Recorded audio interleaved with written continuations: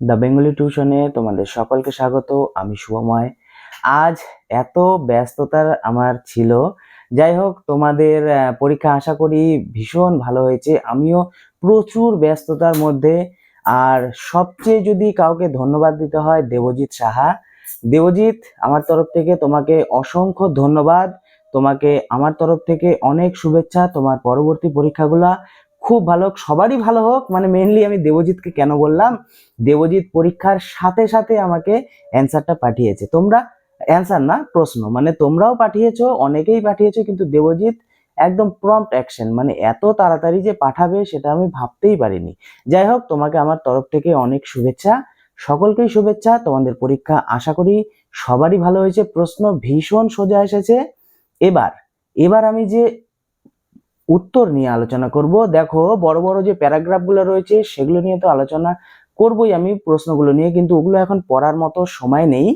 কারণ আমি স্কুল আওয়ারে, আমি আজকে টিফিন পর্যন্ত ছিলাম। আমি জানি যে আমাকে গিয়ে এই কাজটা করতে হবে, তাই আমি ছুটি নিই এই ভিডিওটি বানানোর জন্য। আমি আমার যে ক্লাসগুলি সেগুলি পূর্বে নিয়ে আমি পরবর্তী সময়ে বসে বসে এই কাজগুলি কিন্তু করলাম। এতক্ষণ ধরে আমি কাজটি করলাম এবং তারপরে গিয়ে এই আপলোড দেওয়া আমার পক্ষে সম্ভব হলো। যাই হোক, চলো তাহলে প্রশ্নগুলো দেখে নিই। দেখো, প্রথম অনুচ্ছেদটি তোমরা একটু দেখে নিবে, প্রশ্নটা তোমাদের সামনে রাখবে। যে প্রশ্নগুলো রয়েছে সেই প্রশ্নগুলো এখন আমি আলোচনা করব। রেঞ্জার মিশ্রবাবু ছিলেন। অপশনগুলি দেখো: 1 নাম্বার শিকারী প্রেমী, 2 নাম্বার প্রকৃতি প্রেমী, 3 নাম্বার সৌন্দর্য প্রেমী, 4 নাম্বার শিল্পপ্রেমী। সঠিক উত্তর হবে বি নাম্বার, প্রকৃতি প্রেমী। লোকে, অ্যাকচুয়ালি এটা প্রিন্টিং মিস্টেক। লোকে বলতে লাগলো যে ভগবানের আসন চলে গেল। কারণ কারণ এখানে দুটো দিছে, দেখো। প্রকৃতির পুত্র কন্যাদের উপর অত্যাচার ভগবান সইলে না। এখানে প্রকৃতির পুত্র কন্যা বলতে গাছগাছালি, কিন্তু সেক্ষেত্রে কোনো রকম এখানে ভগবান যে বিরূপ হয়ে গেছিল সেটা তো বলা নেই। আর পরেরটা দেখো: হাঁকা শিকারের সময় রাজার সঙ্গী সাথীরা অনেকেই মারা গেলেন। পরেরটা ঠিক, উপরেরটা ভুল। তাহলে সঠিক উত্তর হবে বি, কারণ ক ভুল, খ ঠিক। প্রদত্ত অনুচ্ছেদটিতে কটি পাখির উল্লেখ রয়েছে? অপশনগুলি দেখো: 1টি, 2টি, 3টি, 4টি। এখানে 2টি পাখির উল্লেখ রয়েছিল, একটি নীলকণ্ঠ, আরেকটি হচ্ছে টিয়া পাখি। নীলোৎপল শব্দটির সন্ধি বিচ্ছেদ সঠিক রূপটি হবে। অপশনগুলি: নীল যোগ ওৎপল, নীলা যোগ উৎপল, নীল যোগ উৎপল, নীল যোগ উৎপল। সঠিক উত্তর হবে সি নাম্বার, নীল যোগ উৎপল। এবারে আমরা দ্বিতীয় অনুচ্ছেদটির দিকে এগিয়ে যাব। দ্বিতীয় অনুচ্ছেদটি রয়েছে, সেটি সবাই বের করো। এবার দ্বিতীয় অনুচ্ছেদটির প্রশ্নগুলি আমরা দেখে নেব। প্রদত্ত বিবৃতি দুটি পড়ে সঠিক উত্তর নির্বাচন করো। বিবৃতি 1 নাম্বার: কলকাতায় পড়তে এসেও নিখিল রঞ্জন তার অভ্যাস ত্যাগ করতে পারেনি। 2 নম্বর দেখো: রাস্তার আলোয় জমে থাকা পোকাগুলি সে মারতে থাকতো। উপরেরটা সঠিক, নিচেরটা ভুল। অভ্যাস তার ছিল, কারণ সে কলকাতায় এসেও পোকা মারার অভ্যাস সে ত্যাগ করতে পারেনি। আর রাস্তার আলোর পোকার দিকে সে তাকিয়ে থাকতো, কিন্তু সেগুলি মারতে পারতো না। তাহলে সঠিক উত্তর হবে কোনটা বলো তো? সি নাম্বার, বিবৃতি 1 ঠিক, কিন্তু বিবৃতি 2 ভুল। নিচের কোনটি নিখিল রঞ্জনের চরিত্র সম্পর্কে সত্য নয়? 1 নাম্বার দেখো: কলেজে পড়ার আগে নিখিল রঞ্জন শহরে থাকতো। মোটেই সত্য নয়, সে গ্রাম থেকে এসেছিল। বি নাম্বার দেখো: কলকাতায় এসেও নিখিল রঞ্জনের পোকা মারার বদঅভ্যাসটি গেল না। ঠিকই। সি নাম্বার: নিখিল রঞ্জন অত্যন্ত পরিষ্কার পরিচ্ছন্নতা পছন্দ করে। ঠিক। নিখিল রঞ্জন অভ্যাস ছিল পোকা ধরে পিষে মেরে ফেলা। ঠিক। তাহলে কোনটি ভুল? সত্য নয় বলেছে কিন্তু। সঠিক উত্তর এ নাম্বার, কলেজে পড়ার আগে নিখিল রঞ্জন শহরে থাকতো, সে গ্রামে থাকতো। পোকাটি নিখিল রঞ্জনের স্পাই বলে মনে হলো কেন? এ নাম্বার: পোকাটি তার ঘাড়ের নিচে সুড়সুড়ি দিচ্ছিল, পোকাটি ছাই ছাই রঙের ছিল, পোকাটি তরতর করে পালিয়ে গেল, পোকাটি লুকিয়ে বেড়াতে লাগলো, ধরা গেল না। সঠিক উত্তর হবে সি নাম্বার, পোকাটি তরতর করে পালিয়ে গেল। তর্জনী ও অঙ্গুষ্ঠ বলতে কি বোঝায়? এ নাম্বার: যে কোনো একটি হাতের দুটি আঙ্গুল, যে কোনো একটি পায়ের দুটি আঙ্গুল, দুটি পায়ের দুটি আঙ্গুল, দুটি হাতের দুটি আঙ্গুল। তর্জনী আর অঙ্গুষ্ঠ হলো একটি বুড়ো আঙ্গুল এবং বুড়ো আঙ্গুলের পাশের আঙ্গুল। তাহলে উত্তর হবে এ নাম্বার, যে কোনো একই হাতের দুটি আঙ্গুল। এবারে আমরা তৃতীয় যে অনুচ্ছেদটি রয়েছে, তৃতীয় অনুচ্ছেদটির দিকে এগিয়ে যাব। তোমরা সবাই প্রশ্ন বের করে মিলিয়ে নাও। গয়না বাড়ি তৈরি নিয়ে প্রদত্ত পূর্ব প্রক্রিয়াগুলি ক্রমানুসারে সাজালে সঠিক ক্রমটি হবে। ১ নাম্বার, মিক্সি মিহি করে ডাল বাটতে হবে। ২ নাম্বার, পরদিন ভোরে জল থেকে জল ঝরাতে হবে। ৩ নাম্বার, ৫-৬ ঘন্টা ভিজিয়ে রাখতে হবে। ৪ নাম্বার, ভালো করে খোসা ছাড়িয়ে নিতে হবে। দেখো, আমি প্রথমেই বলে রাখি, তোমাদের প্রথম যেটি শুরু হয়েছে এই অনুচ্ছেদটি, প্রথমেই দেখো ৩ নাম্বার আছে, ৫-৬ ঘন্টা ভিজিয়ে রাখতে হবে। শুরুতেই বলা হয়েছে অনুচ্ছেদটির। তাহলে এখানে যে সিকোয়েন্সটা হবে, এ নাম্বার ৩-৪-২-১। সুখের উল্লাসে মাতোয়ারা হন বড়ি শিল্পীরা। কিসের সৃষ্টিতে এই সুখ? এ নাম্বার, বড়ির শুভ্রতা বাড়ানোয়, হালকা বড়ি বানানোয়, বড়ির নিত্য নতুন নকশা বানানোয়, বড়ির স্বাদ বাড়ানোয়।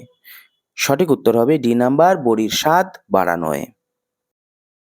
বড়ি মজবুত ও টেকসই হয় কিভাবে? এ নাম্বার, সরু চোঙের পাপড়ি ফেললে। বি নাম্বার, মোটা চোঙের পাপড়ি ফেললে। সি নাম্বার, মোটা চোঙের উপর সরু চোঙের পাপড়ি ফেললে। ডি নাম্বার, সরু চোঙের উপর মোটা চোঙের পাপড়ি ফেললে। একদম শেষের দিকে দেখবে লাইনটি লেখাই রয়েছে, উত্তর হবে সি নাম্বার, মোটা চোঙের উপর সরু চোঙের পাপড়ি ফেললে। ভালো করে খোসা ছাড়িয়ে নিতে হবে, এর সাধু ভাষার রূপটি হবে। এ নাম্বার, ভালো করে খোসা ছাড়াইয়া লইতে হবে। বি নাম্বার, ভালো করিয়া খোসা ছাড়াইয়া লইতে হবে। সি নাম্বার, ভালো করিয়া খোসা ছাড়িয়ে নিতে হবে নি। ডি নাম্বার, ভালো করিয়া খোসা ছাড়াইয়া নিতে হবে। সঠিক উত্তর হবে বি নাম্বার, ভালো করিয়া খোসা ছাড়াইয়া লইতে হইবে। এবারে আমরা যে বাক্যগুলো রয়েছে সেই বাক্যের দিকে এগিয়ে যাব। মানে আমি বলতে চাইছি, তোমাদের যে সাধুচলিত রয়েছে সেই সাধুচলিতের দিকে আমরা এগিয়ে যাব। জেলেদের দিক থেকে ভেসে আসে উল্লাসধ্বনি। বাক্যটিকে সাধু ভাষায় পরিবর্তন করলে এর রূপ হবে। এ নাম্বার, জেলেদের দিক হইতে ভেসে আসে উল্লাসধ্বনি। জেলেদের দিক হইতে ভাসিয়া আসে উল্লাসধ্বনি। জেলেদের দিক থেকে ভাসিয়া আসে উল্লাসধ্বনি। জেলেদের দিকে ভাসিয়া আসে উল্লাসধ্বনি। সঠিক উত্তর হবে বি নাম্বার, জেলেদের দিক হইতে ভাসিয়া আসে উল্লাসধ্বনি। অপূর্ব মুগ্ধ হইয়া সেই দিকে চাহিয়াছিল। চলিত রীতিতে বাক্যটির রূপ কি হবে? এ নাম্বার, অপূর্ব মুগ্ধ হয়ে সেদিকে চেয়েছিল। অপূর্ব মুগ্ধ হইয়া সেই দিকে চেয়েছিল। অপূর্ব মুগ্ধ হয়ে সেই দিকে চাহিয়াছিল। অপূর্ব মুগ্ধভাবে সেই দিকে চাহিয়াছিল। সঠিক উত্তর এ নাম্বার, অপূর্ব মুগ্ধ হয়ে সেই দিকে চেয়েছিল। আমি সিটের পেছন দিক ধরে দাঁড়াই, তারপর গা ছেড়ে দেই। সাধুরীতিতে বাক্যটির রূপ হবে। আমি সিটের পেছন দিক ধরিয়া দাঁড়াই, তারপর গা ছেড়ে দেই। আমি সিটের পিছন দিক ধরে দাঁড়াই, তাহার পর গা ছাড়িয়া দেই। আমি সিটের পিছন দিক ধরে দাঁড়াই, তাহার পর গা ছেড়ে দেই।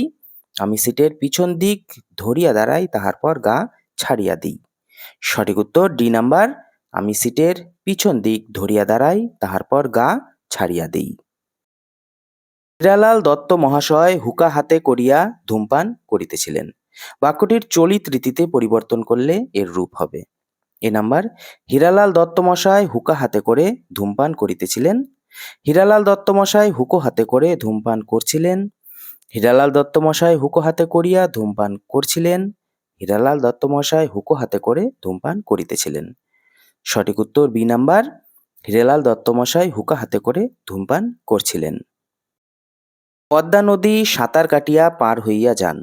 চলিত রীতিতে বাক্যটির রূপ কি হবে? এ নাম্বার, পদ্মা নদী সাঁতার কেটে পার হইয়া যান। পদ্মা নদী সাঁতার কাটিয়া পার হয়ে যান। পদ্মা নদী সাঁতার কেটে পার হয়ে যান। পদ্মা নদী সাঁতার কেটে পার হইয়া যাচ্ছিলেন। সঠিক উত্তর, পদ্মা নদী সাঁতার কেটে পার হয়ে যান। এবারে আমরা তোমাদের যে গল্প থেকে যে এমসিকিউ গুলো আসে সেই এমসিকিউ গুলোর দিকে একটু এগিয়ে যাব। তোমরা একটু চোখ রাখো। নিম্নে প্রদত্ত কোন ঘটনাটি তপনের কাছে সবচেয়ে অপমানজনক ছিল? এ নাম্বার, ছোট মাসির নতুন মেশোকে গল্পটি পড়তে দেওয়া। পত্রিকায় নিজের গল্পটি পড়ে দেখা। ছাদে বসে প্রথম গল্প লেখা। তার গল্প পড়ে নতুন মেশোর উচ্ছ্বসিত প্রশংসা করার। সঠিক উত্তর বি নাম্বার, পত্রিকায় নিজের গল্পটি পড়ে দেখার। কালোবাবু কোন কাজটি পূজা করার মতো নিষ্ঠার সঙ্গে করতেন? রোগীর সেবা করার, পাখির ছানাকে খাওয়ানোর, সোলার হেড বাজিয়ে গান গাওয়ার, ঘড়িতে দম দেওয়ার। সঠিক উত্তর ডি নাম্বার, ঘড়িতে দম দেওয়ার। দিদা বহুরূপী সেজে কখন পথে বের হন? শুধু সকালে, শুধু সন্ধ্যায়, শুধু দুপুরে, যখন ইচ্ছা হয়। দেখো, কনফিউশন তোমাদের মধ্যে হতেই পারে। শুধু সকালে নয়, কারণ তিনি দুপুরবেলা পাগল সাজছিল। শুধু সন্ধ্যায় নয়, কারণ তিনি কিন্তু স্কুলের টাইমে সকালে ওই যে চোর ধরছিল। আর তুমি যদি বলো শুধু সকালে শুধু দুপুরে, হবে না, সন্ধ্যাবেলা বাইজি সাজছিল। তাহলে ডি নাম্বার উত্তর, যখন ইচ্ছে হয়। অমৃত ইসাবের ছেঁড়া জামাটা খুলে নিজে পরে নিল, কারণ ইসাবের বাবা সুদখোরের কাছ থেকে অনেক কষ্টে ইসাবের জামাটা কিনেছিল। ছেঁড়া জামা দেখলে উনি রেগে যাবেন। ঠিকই। ইসাবের মা না থাকায় বাবা মারের হাত থেকে তাকে বাঁচানোর কেউ নেই, এটাও ঠিক। তাহলে সঠিক উত্তর হচ্ছে সি নাম্বার, কারণ ক এবং খ দুটোই ঠিক। আমরাও চমকে উঠেছি বই কি? কাকে দেখে লেখক ও তার সঙ্গীরা চমকে উঠেছিলেন? বিরাগীরূপী হরিদাকে দেখে, বাইজিরূপী হরিদাকে দেখে, পুলিশরূপী হরিদাকে দেখে, পাগলরূপী হরিদাকে দেখে। সঠিক উত্তর বিরাগীরূপী হরিদাকে দেখে। আর নিরাপত্তার কথা ভেবে অবিনাশবাবুর স্ত্রী আলুবাবুকে বাড়ি থেকে তাড়ালেন। পোষা কুকুরটির, তার স্বামীর, তার নিজের, তার শিশুপুত্রের। সঠিক উত্তর তার শিশুপুত্রের, ডি নাম্বার। তপন গল্পটা পড়ে যাচ্ছিল, কিন্তু তার মাথায় ঢুকছিল না, কারণ তার হাতের লেখা মেশো সম্পূর্ণ পাল্টে দিয়েছিল। বাড়ির সকলে তার গল্প ছাপার কৃতিত্ব মেশোকেই দিচ্ছিল। তাহলে কোনটা ঠিক বলো তো? এখানে উত্তর হবে এ নাম্বার, কারণ ক ঠিক, ঘ ভুল। দেখো, তোমরা বলতে পারো ভুল কেন বললে? বাড়ির সকলে তার গল্পর কৃতিত্ব মেশোকে দিচ্ছিল, কিন্তু গল্প ছাপার আগে দিচ্ছিল বা গল্প ছাপার পরেও দিচ্ছিল, কিন্তু তপন গল্পটা পড়ে যাচ্ছিল, তার মাথায় ঢুকছিল না। এটার পিছনে মেশোর কোনো হাত নেই, মানে তার মেশোর কৃতিত্বের কোনো হাত নেই। চিকিৎসা করে সুস্থ করার পর আলুবাবু পাখির ছানাটিকে কি করবেন? বিক্রি করবেন, পুষবেন, লেখককে দিয়ে দেবেন, নাকি ছেড়ে দেবেন? সঠিক কথা ডি নাম্বার, ছেড়ে দেবেন। এবারে আমরা তোমাদের যে গল্পগুচ্ছ থেকে যে এমসিকিউ আসে সেই এমসিকিউ এর দিকে আমরা এগিয়ে যাব। এবার তোমরা এমসিকিউ গুলো মিলিয়ে নাও। নিম্নে প্রদত্ত কোন দুটি বৈশিষ্ট্য তপনের চরিত্রের উপযুক্ত বর্ণনা? এ নাম্বার পরিণত ও কৃত্রিম, ২ নাম্বার সরল ও কর্মঠ, ৩ নাম্বার অলস ও মমতাময়ী, ৪ নাম্বার কর্তব্যনিষ্ঠ ও নির্দয়ী। দেখো, আমি উত্তর করেছি পরিণত ও কৃত্রিম, কিন্তু একটু কনফিউশন থেকেই গেছে, এটা সরল ও কর্মঠও হতে পারে।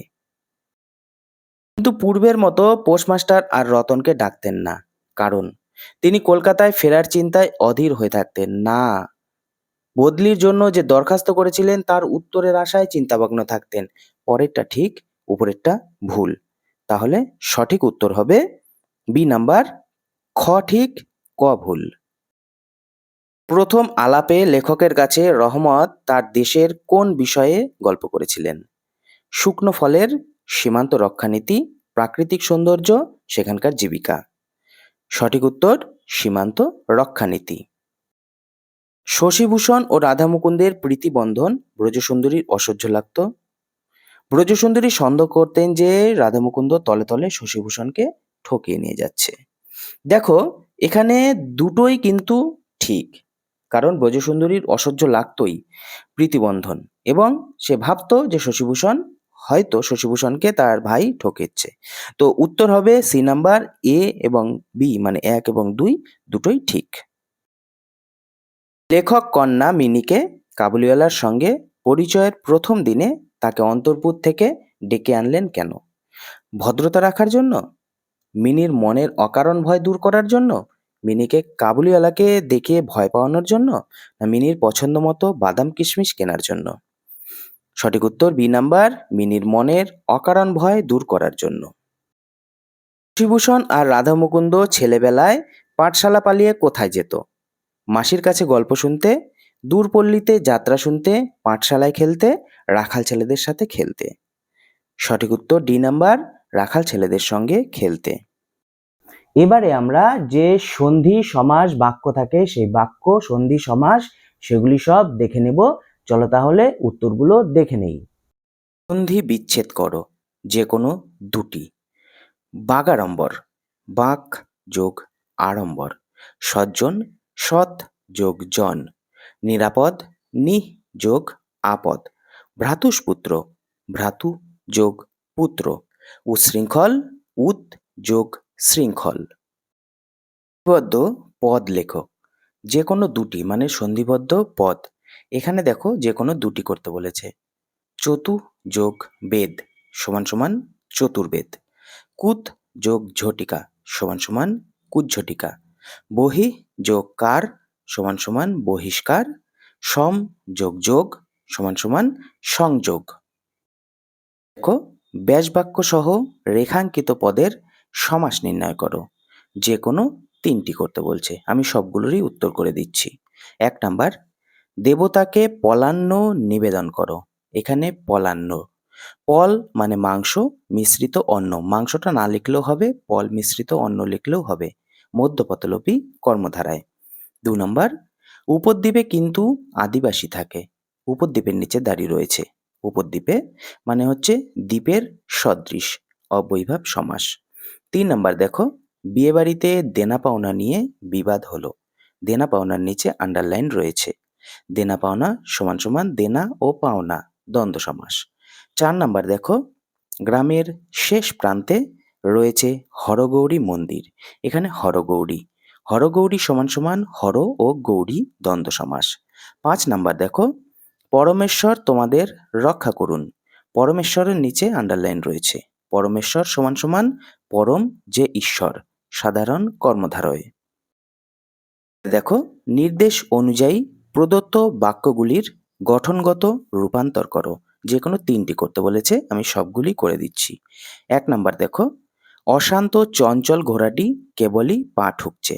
জটিল বাক্যে উত্তর দেখো, যেটি অশান্ত চঞ্চল ঘোড়া সেটি কেবলই পা ঠুকছে। ২ নাম্বার দেখো, একজন বেদানা ভেঙে একটি বাটিতে জড়ো করছে। যৌগিক বাক্যে উত্তর দেখো, একজন বেদানা ভাঙছে এবং বাটিতে জড়ো করছে। ৩ নাম্বার দেখো, মাও হাসে শিশুটিও হাসে। সরল বাক্যে উত্তর, মা শিশু দুজনেই হাসে। ৪ নাম্বার, খবরটা শোনা মাত্র সে কাঁদতে লাগলো। জটিল বাক্যে উত্তর, যখন খবরটা শুনল তখন সে কাঁদতে লাগলো। ৫ নাম্বার, যদিও সে অপেক্ষা করছে তবুও আমি রাগ করে যাইনি। সরল বাক্যে উত্তর, সে অপেক্ষা করলেও আমি রাগ করে যাইনি। এবারে আমরা তোমাদের যে বড় বড় প্রশ্নগুলো আসে সেই গল্প, কবিতা এবং গল্পগুচ্ছ থেকে সেই বড় বড় প্রশ্নগুলো আমি মোটামুটি একটু ধারণা ধরিয়ে দিয়েছি তোমাদের। সেই ধারণা আমরা এবার এগিয়ে যাব। দেখো, আলোবাবু পাখির ছানাটিকে কিভাবে পেয়েছিলেন ও তার সেবা করেছিলেন? উত্তর হবে, আলোবাবু পাখিটি একটি ছেলের কাছ থেকে পেয়েছিলেন। ছেলেটি হচ্ছে একটি দুষ্টু ছেলে। আমি কিন্তু প্রপার অ্যান্সার বলছি না, প্রথমেই বলছি, আমি তোমাদেরকে ধরিয়ে দেওয়ার জন্য বলছি। সেই ছেলেটি পাখির পায়ে দড়ি বেঁধে টেনে নিয়ে যাচ্ছিল। আলোবাবু মাত্র কয়েকটি পয়সা দিয়ে, ২ আনা পয়সা দিয়ে সেই ছেলেটির কাছ থেকে পাখির বাচ্চাটিকে পেয়েছিলেন এবং আমাদের যে কথক বা লেখক যাই বলো না কেন তার কাছে নিয়ে গিয়ে সেই পাখিটির পায়ে টিংচার আয়োডিন লাগিয়ে তার সেবা করেছিলেন। নাম্বার দেখো, মেশোর উপযুক্ত কাজ হবে সেটা। কোন কাজটি কেন মেশোর উপযুক্ত কাজ হবে বলে মনে হয়? কারণ বিশ্লেষণ করো। এখানে ছোট মাসি যখন মেশোকে তার লেখাটি নিয়ে গিয়ে দিল মানে তপনের, তখন মেশোকে বলেছিল যে তুমি যদি সম্ভব হয় এই পত্রিকায় মানে সন্ধ্যাতারা নামক পত্রিকা, মাসি তো জানতো না, মেসোকে দিয়েছিল। মেসো বলল যে ভালোই তো হয়েছে। তখন মেসো বলল এটা ছাপানোই যায়। তখন মাসি বলেছিল যে তাহলে মেসোর উপযুক্ত কাজ হবে সেটা, তুমি তাহলে ছাপিয়ে দাও, এটি একটু সাজিয়ে লিখতে হবে। বি নাম্বার দেখো, বড় চমৎকার আজকের এই সন্ধ্যা। কাদের কোন অবস্থার পরিপ্রেক্ষিতে এই সন্ধ্যা চমৎকার বলে মনে হয়েছিল তা গল্প অনুসারে ব্যাখ্যা করো। দেখো, এই জায়গাটা কোনটা হবে বলো তো? যখন হরিদা ওই বিরাগী সেজে জগদীশ বাবুর বাড়িতে গেল, হরিদা যখন গিয়েছিল সেই যে সন্ধ্যা, সেই সন্ধ্যার অবস্থার কথা এখানে বলা হয়েছে। এটি খুব সুন্দরভাবে সাজিয়ে লিখতে হবে। তারপরে দেখো ১০ নাম্বার, যা ভেবেছিলাম তাই হলো। উনি আসল ঘটনাটা জানেন। কে কার সম্পর্কে একথা ভেবেছে? এই আসল ঘটনাটির সংক্ষেপে বর্ণনা দাও। দেখো এটি পান্নালাল প্যাটেলের লেখা অদল-বদল গল্প থেকে নেওয়া হয়েছে। এখানে ইসাবের বাবা যে হাসান পাঠান রয়েছে তিনি আসল ঘটনাটা জানতেন। আসলে তিনি কি বলতো? তিনি তো দেখে নিয়েছিলেন না অমৃত এবং ইসাবের যে জামা অদল-বদলের ঘটনাটি। আসলে ছেলেরা যাতে ভয় না পেয়ে যায় তিনি তাদের কাছে ডাকার জন্য এবং তাদেরকে আপন করে নেওয়ার জন্য একটি মানে অভিনয় করেছিলেন আরকি যে না জানার। কিন্তু অ্যাকচুয়ালি তিনি কিন্তু জানতেন। এইটি একটু সাজিয়ে লিখতে হবে। প্রশ্ন দেখো, হরিদার জীবনে সত্যিই একটা নাটকীয় বৈচিত্র্য আছে। আর সেটি যে হরিদার জীবনের পেশা। হরিদার পেশার সংক্ষেপে পরিচয় দাও। দেখো হরিদার পেশা ছিল বহুরূপী সাজা। সে কোনো ঘড়ির ঘণ্টা ধরে সে যে একটা গতানুগতিক কাজ, সেই কাজে তার একেবারেই ইচ্ছে ছিল না বা সে এগুলি কাজ করতো না। তো হরিদার পেশা কি ছিল? হরিদার পেশা ছিল বহুরূপী সাজা এবং এভাবেই তিনি জীবন যাপন করতেন। আর এই পেশায় কিভাবে নাটকীয় বৈচিত্র্য এনেছিলেন? কখনো তিনি বাঈজি সাজতেন, কখনো কাপালিক, কখনো পাগল ইত্যাদি, ইত্যাদি যে সমস্ত এখন সব উত্তর তো বলা যাবে না। আমি জাস্ট খালি ধরিয়ে দিলাম, তোমরা বুঝে নিবে। এর যে প্রশ্নগুলি রয়েছে দেখো সপ্রসঙ্গ ব্যাখ্যা লেখো। ব্যাখ্যা লিখতে গেলে ৩ টি প্যারা দিয়ে লিখতে হবে। উৎস, প্রসঙ্গ, ব্যাখ্যা। কেউ যদি উৎস না লেখো সেক্ষেত্রে কিন্তু ১ বা ২ নাম্বার কেটেও নিতে পারে। আর প্রসঙ্গ ব্যাখ্যা এরকম ৩ টি পয়েন্টসে ভাগ করে তোমাদের লিখতে হবে। ১ম টি ছিল অস্ত্র ফেলো, অস্ত্র রাখো পায়ে। এটা জয় গোস্বামীর অস্ত্রের বিরুদ্ধে গান থেকে নেওয়া হয়েছে। কবি অস্ত্রকে দূরে সরিয়ে রেখে গানকে হাতিয়ে নিতে বলছেন বা গানকে কাছে টেনে নিতে বলছেন। এটাই ৩ টে প্যারাতে লিখতে হবে। পরেরটা কি রয়েছে দেখো, আমাদের ইতিহাস নেই অথবা এমনই ইতিহাস। এই যে ইতিহাস নেই কথাটি, এই ইতিহাস নেই কথাটি শঙ্খ ঘোষের আয় আরো বেঁধে বেঁধে থাকি যে কবিতাটি রয়েছে সেই কবিতা থেকে নেওয়া। এখানে সাধারণ মানুষের কথা বলা হয়েছে যাদের কোনো ইতিহাস নেই। এগুলি ৩ টি প্যারা করে লিখতে হবে। পরের প্রশ্ন দেখো, সহজ করে বাঁচা কি আর খাঁচাতে সম্ভব? এখানে খাঁচা ও সহজ করে বলতে কবি কি বুঝিয়েছেন? দেখো খাঁচা বলতে আমাদের শহরের যে গণ্ডিবদ্ধ জীবন, যে পায়রার খোপের মতো আমাদের যে ছোট, ছোট রুমগুলো থাকে, সেই রুমগুলোকেই কবি এখানে খাঁচা বলেছেন। আর সহজ করে বাঁচা বলতে এখানে প্রাণ খুলে বাঁচার কথা বলেছেন কবি। ৩ পাহাড়ের কোলে কবিতা এই উক্তির তাৎপর্য কি? এখানে তোমাকে প্যারা হবে না, কিচ্ছু হবে না, কোনো প্যারা না। একটি প্যারার মধ্যেই এই উত্তরটা লিখতে হবে। মানে ৩ পাহাড়ের কোলে কবিতায় এই যে উক্তিটি করেছিল, খাঁচা আর সহজ করে বাঁচা এই দুটির মধ্যে একটি তুলনামূলক আলোচনা করতে হবে। এটিই হবে এই প্রশ্নের উত্তর। পরের প্রশ্ন দেখো, সকালে প্রভাত ফেরির সঙ্গে ভোরের আজান একাকারে মিলিয়ে যাচ্ছে। প্রভাত ফেরি ও আজান বলতে কি বোঝো? দেখো প্রভাত ফেরি হচ্ছে আমাদের হিন্দু ধর্মের মধ্যে আমরা সকালে কীর্তন করি না? দেখবে সকালে রাস্তায় যে ফেরি আমরা বের করি, সকালের যে কীর্তন সেটিকে বলা হয়েছে প্রভাত ফেরি। আর আজান হচ্ছে মুসলিমদের মধ্যে আমরা মসজিদে যে ওরা আজান দেয় সেটাকেই আজান বলে। মানে মানে আল্লাহর যে নাম ওরা ডাকে সেটাকেই আজান বলা হয়েছে। একাকারে মিলে যাচ্ছে কেন? কিভাবে? দেখো কবি এখানে বলতে চেয়েছেন, মানে তোমরা জানো সুভাষ মুখোপাধ্যায় হিন্দু এবং মুসলিম সম্প্রীতির কথাই এই কবিতায় উল্লেখ করেছেন। তিনি বলতে চেয়েছেন হিন্দুদের প্রভাত ফেরির সঙ্গে সেই মুসলিমদের যে ভোরের আজান তা একই সুরে যেন মিলে যাচ্ছে। তাই আমরা নিজেদের মধ্যে ভেদাভেদ না করে সকলে যেন একে অপরকে একসাথে জড়িয়ে নিই। এটি এই কবিতায় বলতে চেয়েছেন। আরো ভালোভাবে লিখতে হবে এটি। পরের প্রশ্ন দেখো, সমস্ত রাত্রি স্বপ্নে ও জাগরণে বালিকার কানে পোস্টমাস্টারের হাস্যধ্বনির কণ্ঠস্বর বাজিতে লাগিল। সে কি করে হবে? একথা পোস্টমাস্টার কখন কেন বলেছিল? দেখো পোস্টমাস্টারকে রতন একথা বলেছিল যখন রতন মানে অ্যাকচুয়ালি আমি এটাই বলতে চাইছি যে পোস্টমাস্টার রতনকে বলেছিল সে কি করে হবে। রতন যখন আবদার করেছিল পোস্টমাস্টারের কাছে যে আমাকেও তোমার সাথে কলকাতায় নিয়ে চলো, তখন পোস্টমাস্টার বলেছিল যে সেটা কি করে হবে। আর পোস্টমাস্টার এই কথায় বালিকার মনে কেন প্রতিক্রিয়া হয়েছিল?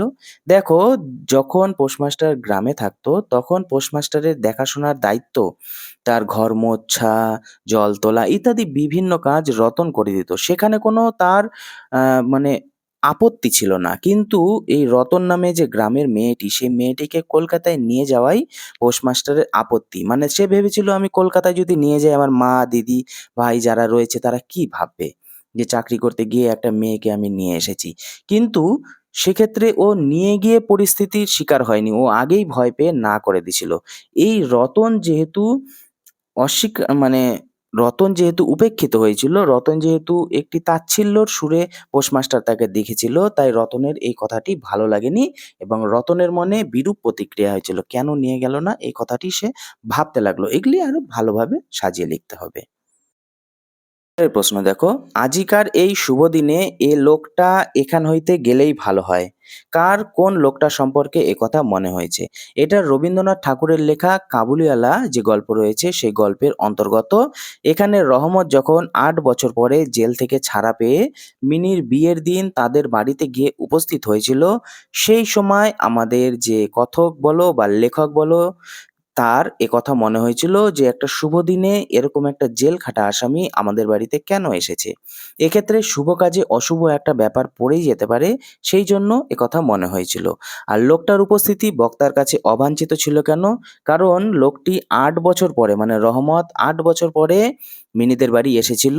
আর প্রথমে রহমতকে খালি মানে তারা খারাপ চোখে না দেখলেও পরবর্তীকালে যেহেতু রহমত জেল খেটে এসেছিল, তাই রহমতকে তাদের চোখে আসামি বা রহমত তাদের চোখে খারাপ হয়ে গিয়েছিল এবং যার ফলে মিনির বাবা কোনোভাবেই চায়নি যে লোকটা এখানে থাকুক। এই কথাগুলি এখানে সাজিয়ে লিখতে হবে। পরের প্রশ্ন দেখো, জীবনে এতগুলি দিনকে কি একদিনে বিচ্ছিন্ন করিয়া চলিয়া যাওয়া যায়? রাধা মাধবের স্মৃতিচারণ, প্রথমেই বলে রাখি তোমাদের প্রশ্নে ভুল রয়েছে, এখানে রাধা মাধব হবে না, রাধা মুকুন্দ হবে। রাধা মুকুন্দের স্মৃতিচারণ অবলম্বনে সেই দিনগুলির বর্ণনা দাও।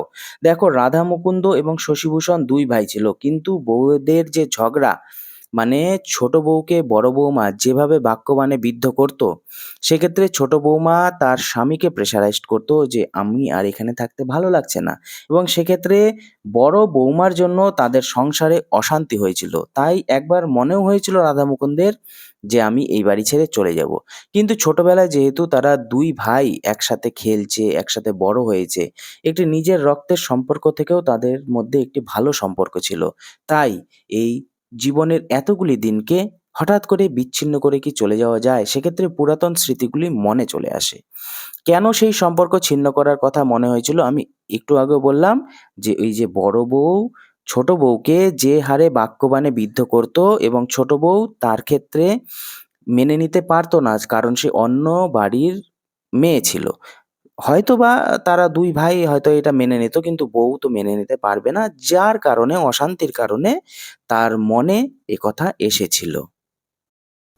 এবারে আমরা তার পরের যে অধ্যায়টি রয়েছে, অধ্যায় তো বলা যায় না, প্রশ্নগুলো পরপর আমি আসছি, সেই পরবর্তী যে রচনা এবং চিঠি রয়েছে সেদিকে আমরা এগিয়ে যাব। দেখো, নিম্নলিখিত যে কোনো একটি বিষয় অবলম্বনে অনুচ্ছেদ রচনা করো।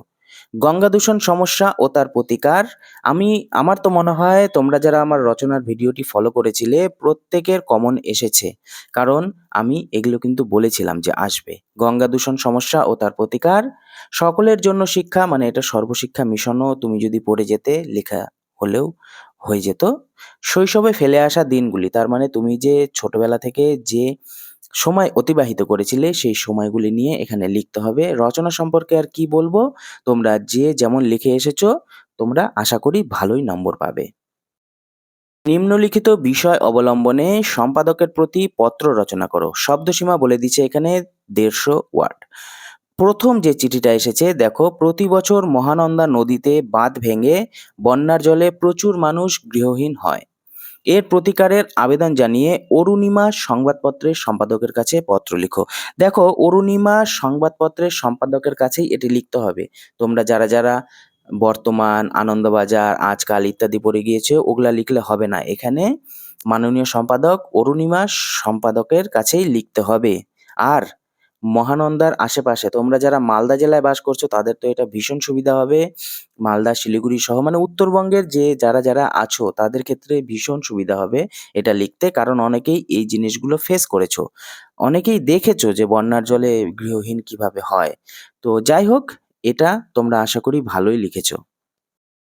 পরের যে চিঠিটি রয়েছে, দেখো, বিদ্যালয়ে মিড ডে মিলের খাদ্য তালিকা একজন খাদ্য বিশেষজ্ঞের পরামর্শ অনুসারে সঠিক স্বাস্থ্যবিধি বানানটা প্রিন্টিং মিস্টেক, অনুসরণ করে নির্মাণ করা উচিত।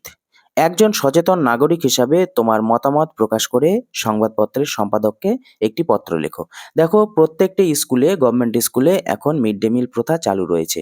এই যে মিড ডে মিল, সেই মিড ডে মিলটি একজন বিশেষজ্ঞর দ্বারা সেটির রুটিন বা সেটির যে খাদ্য তালিকা, কোন দিন কি কি খাওয়ানো হবে, সেটি তোমাকে এখানে লিখতে হবে সম্পাদকের কাছে। এটি তুমি যে কোনো সম্পাদকের কাছে লিখতে পারো, মানে আজকাল, বর্তমান, আনন্দবাজার ইত্যাদি যে কোনো সম্পাদকের কাছেই লিখতে পারো। দেখো, তোমাদের প্রশ্ন এটুকুই ছিল। এবার আমরা একটু শেষে দুই এক কথা বলে এই ভিডিওটি শেষ করব। পরিশেষে এটাই বলার, তোমাদের পরবর্তী যে পরীক্ষাগুলো রয়েছে সেই পরীক্ষাগুলো তোমাদের সকলের ভালো হোক, খুব সুন্দর হোক, আমার তরফ থেকে শুভকামনা। আর তোমাদের বাংলায় আমার তরফ থেকে যদি কিছু হেল্প পাও, এই স্যারকে মনে রাখবে, ভুলে যেও না। এটুকুই তোমাদের কাছে আমার চাওয়া, আর কিছুই না। দেখা হবে আবার কোনো একদিন।